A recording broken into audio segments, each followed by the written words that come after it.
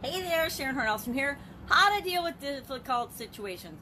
Day 951 of our little What's She Up To Now. I'm documenting the journey as I transition from the brick and mortar corporate world over a quarter century in corporate America, lots of different businesses, lots of different lessons learned in at least 27 different businesses and industries throughout my corporate career. Now, I am no longer a spring chicken, as I was reminded in our idiom today that no spring chicken, hit 60 right before COVID hit, and I'm super proud and glad of that. Tomorrow, actually not tomorrow, Monday is actually the 10th anniversary of my death day, so I'm super stoked about that. Most people that have a sudden cardiac arrest don't live 3 to 6 years if they survive the event in the first place, much less 10. So I am super happy and super excited every day just to be here, hanging out, talking, and sharing what's working, what's not working, and what I've learned. Because as a non-spring chicken, that means I've got lots of experience. And lots of experience means I can shortcut and save other people tons of agony and distress and mistakes and crap that I put up with and did that I never should have done.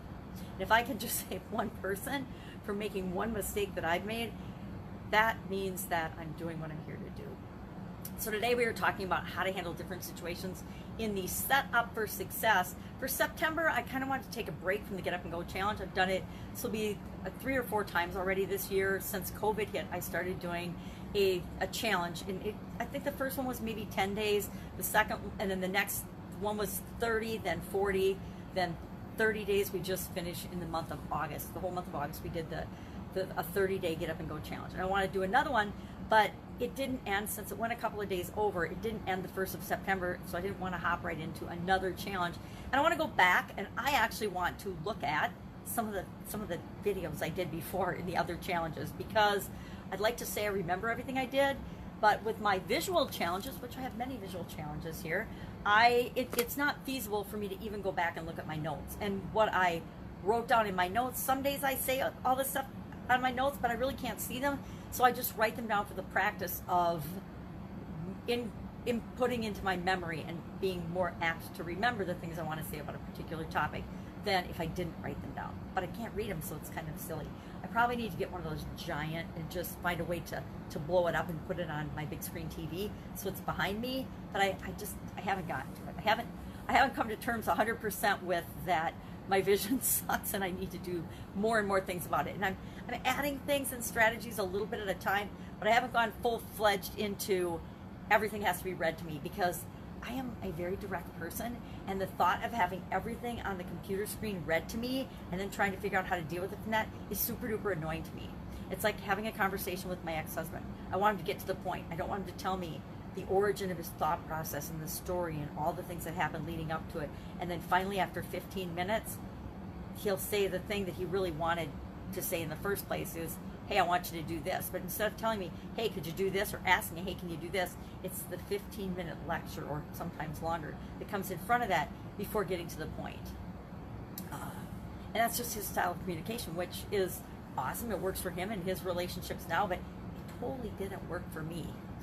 So handling difficult situations, just like handling difficult people, requires that we be open and flexible and know what we want, know where we are, and be willing to consider alternatives and compromise, and asking ourselves, is this really the right situation? Is this really the right relationship? Is this really the right person that I should be interacting with at all, much less on this particular topic? So went through the process of how to handle difficult situations. I would invite you to hop onto the Get Up and Go challenge page and listen to how to handle difficult situations. It's like 28 minutes long. I hope I didn't promise 10 minutes or less for the setup to success topics, because I think yesterday was probably 15 or 12 minutes too. So I don't want people thinking, hey, I'm just going to talk for 10 minutes, and then it turns out being 28. Now, handling difficult situations, that is probably something many of us could write a book on. I guarantee just the number of examples I found of difficult situations when I brainstormed for 10 seconds was big challenges and situations. And we're all living that right now, right? COVID-19 is, for many people, it's at least a different situation. I don't know a single person whose life hasn't been touched and impacted and isn't different now than it was 6 months ago when we first were learning about, on a global basis, the COVID pandemic and challenges and changes and impacts and things that we're going to happen from that. So, excuse me, not COVID. I think it's so funny now. Whenever we sneeze, cough, blow our nose, or anything, the first thing that comes out of our mouth, it's not COVID. It's just a tickle in my throat. And I think it's weird, and it's interesting and weird that I'm watching how people are changing. And some are changing in really positive, good ways. Other people are going into themselves and being really more fearful. And I hate to see that happening with humans. We don't need to have that happen. Anyway, so handling difficult situations, topic for Set Up for Success, leading up to the 30-day October challenge. And like I said, I want to go back and I want to actually look at some of the stuff I've created to see what's missing and get the feedback and see, okay, well, this is good, but this is really, really bad. This is pathetic. You better come up with a better example or just stop talking about it, things like that. I want to be able to spend some time self-critiquing. And I need to figure out a way that I can listen to myself on double time, which will sound like chipmunk gibberish probably because I talk pretty fast in the first place. But I want people to know that I'm trying to continually improve every time I do something. I want to make sure that I'm working on it and getting better and better and better as well, and providing better and better value each and every time I do something. Otherwise, why bother doing it? It's kind of like tracking in corporate America. All the stuff we used to track and create reports for, and then no one ever looked at them, and nobody ever made decisions based on any of the information. Bad waste of time and energy.